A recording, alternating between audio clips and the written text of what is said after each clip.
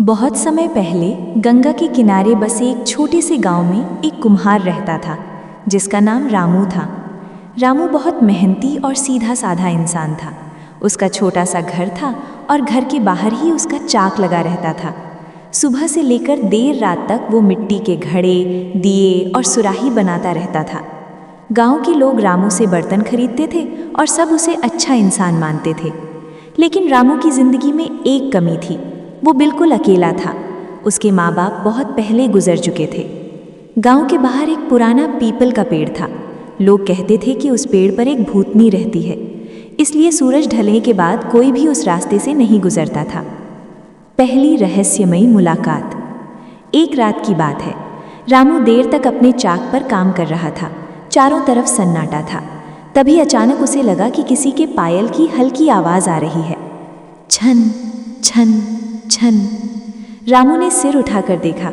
उसके दरवाजे पर सफ़ेद कपड़ों में एक बहुत सुंदर लड़की खड़ी थी। उसके लंबे काले बाल थे और चेहरा बहुत शांत था। रामू थोड़ा डर गया और बोला, कौन हो तुम? इतनी रात को यहाँ क्या कर रही हो? लड़की धीरे से मुस्कुराई और बोली, मैं रास्ता भटक गई हूँ, क्या मैं थोड़ी देर यहाँ बैठ सकती हूँ? रामू का दिल पसीज गया। उसने उसे अंदर बैठने दिया और पानी दिया। लड़की रामू के बनाए हुए मिट्टी के बर्तन देखने लगी और बोली, तुम बहुत सुंदर बर्तन बनाते हो। रामू को उसकी बात सुनकर खुशी हुई। उस रात दोनों देर तक बातें करते रहे। फिर लड़की चुपचाप चली गई। हर रात आने लगी वो लड़की। अगले दिन रामू को लगा शायद वो लड़की फिर नहीं आएगी, लेकिन रात होते ही फिर वही पायल की आवाज़ सुनाई दी। छन छन छन। वो लड़की फिर दरवाजे पर खड़ी थी। अब ये सिलसिला शुरू हो गया। वो लड़की हर रात आने लगी। दोनों देर तक बातें करते, हंसते और समय बिताते। धीरे धीरे रामू को उस लड़की से प्यार हो गया। लेकिन एक अजीब बात थी, वो लड़की कभी दिन में नहीं आती थी। वो हमेशा आधी रात के बाद ही आती और सुबह होने से पहले चली जाती। रामू ने कभी उससे उसका नाम या घर नहीं पूछा। गांव वालों की चेतावनी। एक दिन गांव का एक बूढ़ा आदमी रामू के पास आया। उसने कहा, रामू बेटा, मैंने कई रातों से देखा है कि कोई लड़की तुम्हारे घर आती है। रामू मुस्कुराया और बोला, हाँ बाबा, वो मेरी दोस्त है। बूढ़ा आदमी गंभीर होकर बोला, वो लड़की इंसान नहीं है, वो उसी पीपल के पेड़ वाली भूतनी है। ये सुनकर रामू हंस पड़ा। बाबा, आप भी अजीब बातें करते हो। लेकिन बूढ़े आदमी ने कहा, अगर यकीन नहीं है तो आज रात उसके पैरों को देखना, भूतों के पैर उल्टे होते हैं। ये सुनकर रामू के मन में थोड़ा डर बैठ गया।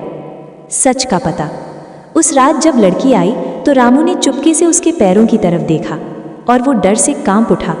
उसके पैर सच में उल्टे थे। रामू का दिल जोर जोर से धड़कने लगा। लड़की ने ये देखकर पूछा, क्या हुआ रामू, तुम इतने परेशान क्यों हो? रामू ने हिम्मत करके पूछा, सच बताओ, तुम कौन हो? लड़की कुछ देर चुप रही।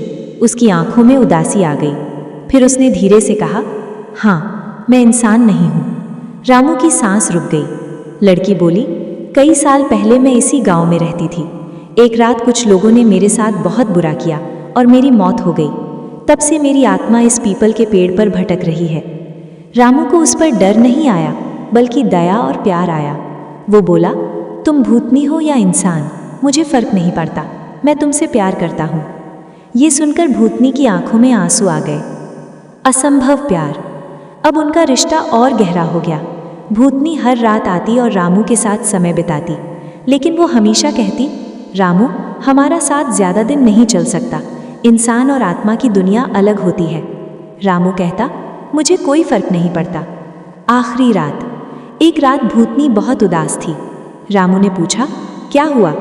भूतनी बोली, आज मेरी आखिरी रात है। रामू घबरा गया। क्यों? भूतनी बोली, तुम्हारे सच्चे प्यार की वजह से मेरी आत्मा को शांति मिल गई है। अब मुझे इस दुनिया से मुक्त होना होगा। रामू की आंखों से आंसू निकल आए। भूतनी मुस्कुराई और बोली, अगर अगले जन्म में किस्मत ने चाहा तो हम इंसान बनकर फिर मिलेंगे। इतना कहकर वो धीरे धीरे धुएं की तरह हवा में गायब हो गई।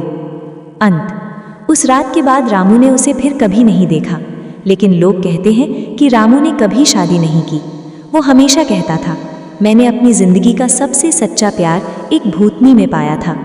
और आज भी उस गांव के लोग कहते हैं कि कभी कभी आधी रात को पीपल के पेड़ के पास पायल की हल्की आवाज़ सुनाई देती है, छन छन छन।